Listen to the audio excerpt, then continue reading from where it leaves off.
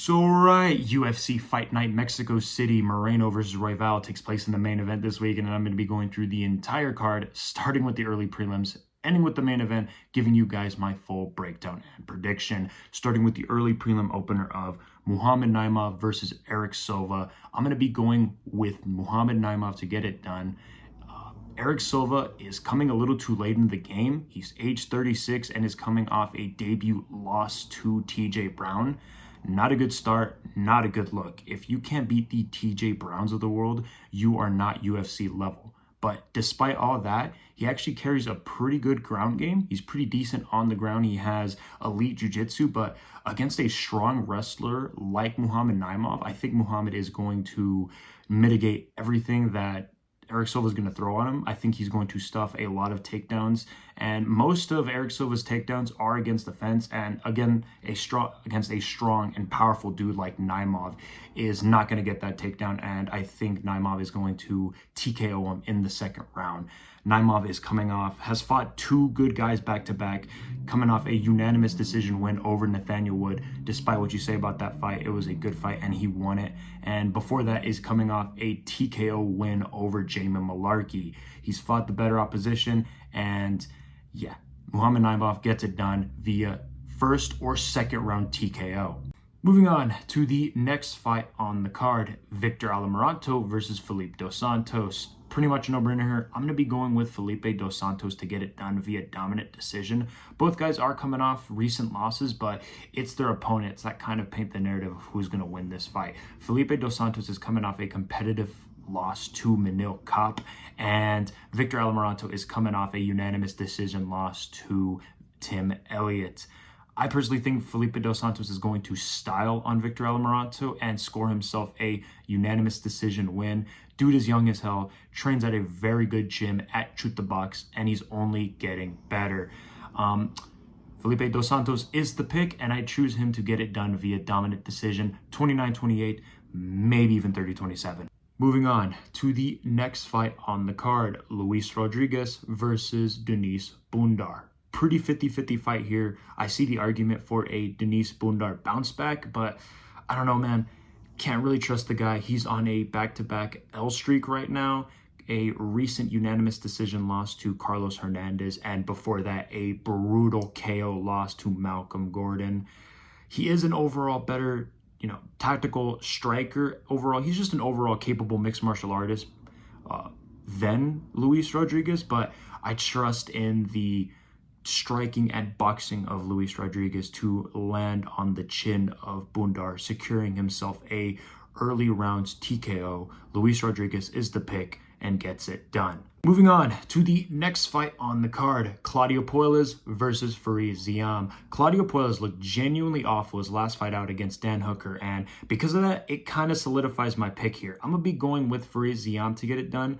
Yes, Claudio is a very credentialed grappler on the ground and has gotten multiple submissions in the UFC, but here's the thing.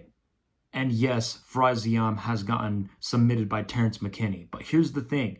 Claudio Puelles doesn't really have the strength or power such as a Terrence McKinney to take down Ziam.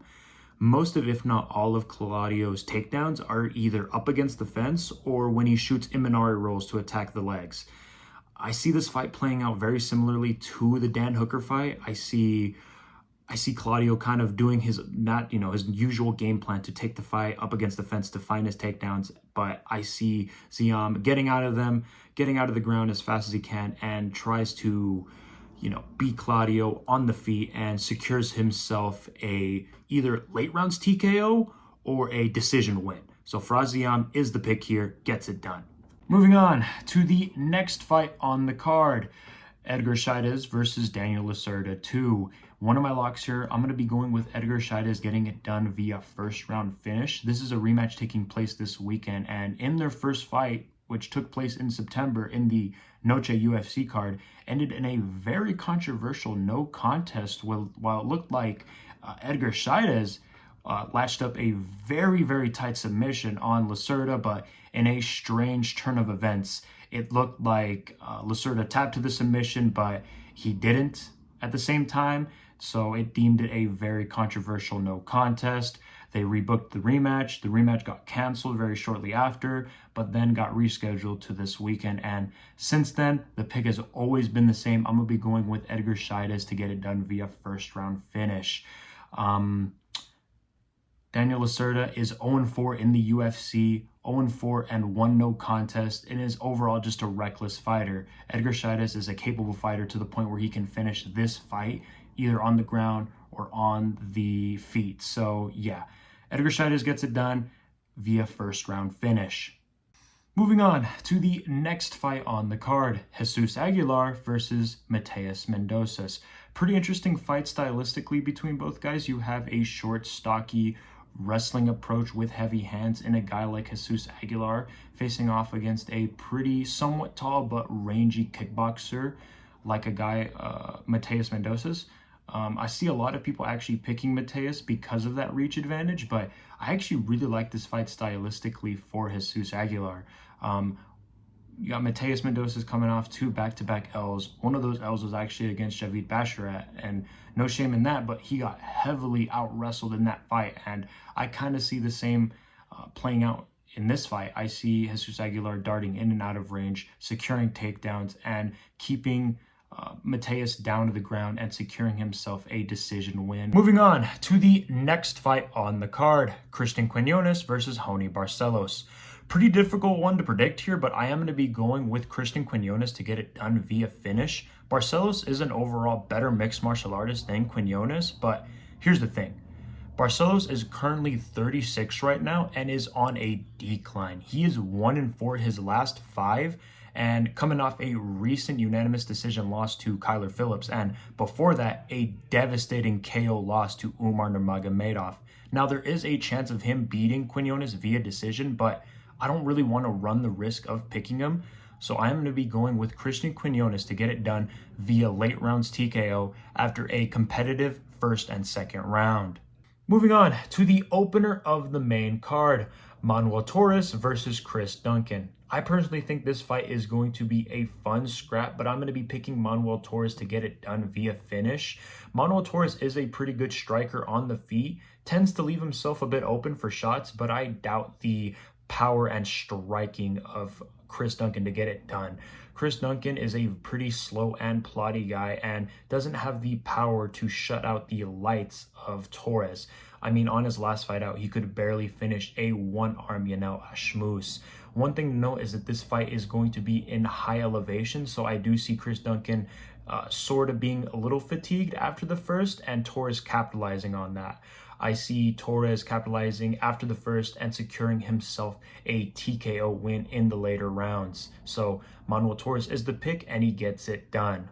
Moving on to the next fight on the main card, Yazmin Adegboye versus Sam Hughes. Gonna make this one real quick. If this fight plays out as I think it's going to go, I'm going to be going with Yazmin Adegboye to get it done via decision. Yes, she is coming off a KO loss to Denise Gomes, but that happened 7 months ago, and she's facing off a wrestler in Sam Hughes, and I think she's going to stuff all of her takedowns and make this fight up against the feet.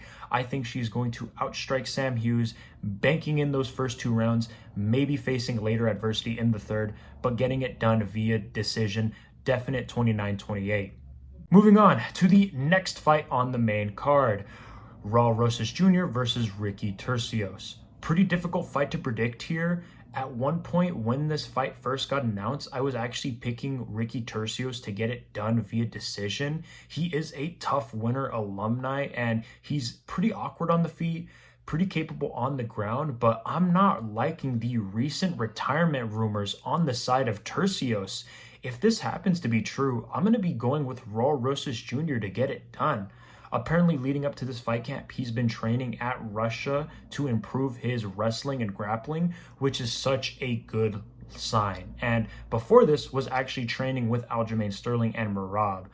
Like I said, if these recent retirement rumors happen to be true, I'm going to be going with Raul Rosas Jr. to get it done and secure himself a second-round submission. Moving on to the feature fight on the main card, Daniel Zalhubar versus Francisco Prada. Pretty good record on both guys, 14-1 for Daniel Zalhubar and 12-1 for Francisco Prada. But in this fight, I'm going to be going with Daniel Zalhubar to get it done. A little worried for him because Francisco Prada is a heavy-handed striker with dangerous KO power. And I do expect to see Daniel Zalhubar face early adversity with Prado on the feet, but over time, in the course of the fight, I do see Daniel Zalhubar getting comfortable on the feet, finding his range, and honestly picking Prado apart and either finding himself a late round submission or getting it done via decision 29-28. So yeah, Daniel Zalhubar is the pick, gets it done, and wins it for Mexico. Moving on to the co-main event, Yair Rodriguez versus Brian Ortega 2. Really looking forward to this fight, you guys, but I'm going to be going with Yair Rodriguez to get it done again. In their first fight, Yair was actually doing a pretty good job until the freak injury occurred on the shoulder of Brian Ortega, deeming it a technical knockout win for Yair Rodriguez. But honestly, rewatching the fight now, I just see it as Yair Rodriguez was absolutely beating the fuck out of Ortega, then finding the submission. He was lighting him up before the submission. He was throwing nice 1-2s, jabs, front kicks, leg kicks. He was lighting him up and honestly just showing Ortega that he was a levels above him on the feet. And whenever Ortega did try to take him down to the ground, he had little to no success. Tried to take him up against the fence. Yair had this really good game plan of throwing these almost back heel kicks, softening up the legs of Ortega, making the takedown a lot more tricky. And when he did take him down, he got submitted by Yair.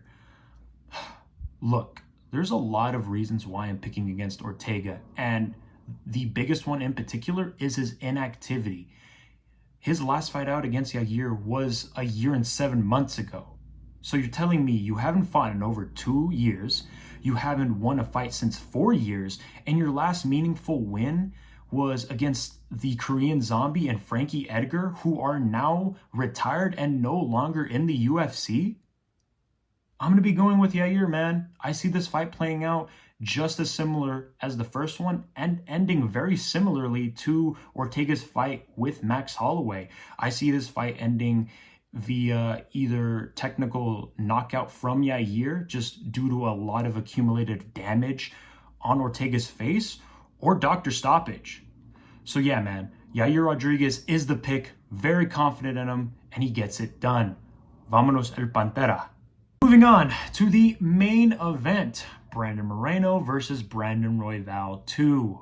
So, who's the better Brandon?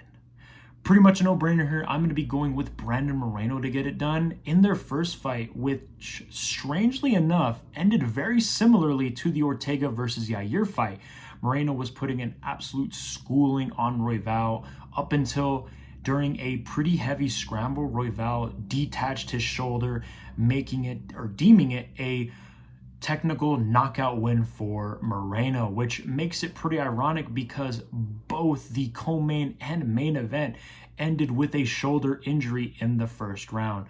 But I digress. I'm going to be going with Moreno to get it done via dominant decision, solely on the basis that Moreno is just an overall better mixed martial artist than Royval. I mean, yes, both guys are coming off recent losses to Pantoja, but it's kind of their performances against Pantoja that kind of paints the narrative of who's going to win. Now, I'm going to be saying something that not a lot of Royval fans are not going to want to enjoy hearing, but despite all the crazy stuff, despite all the wild stuff on the feet that Royval throws, he's trash technically.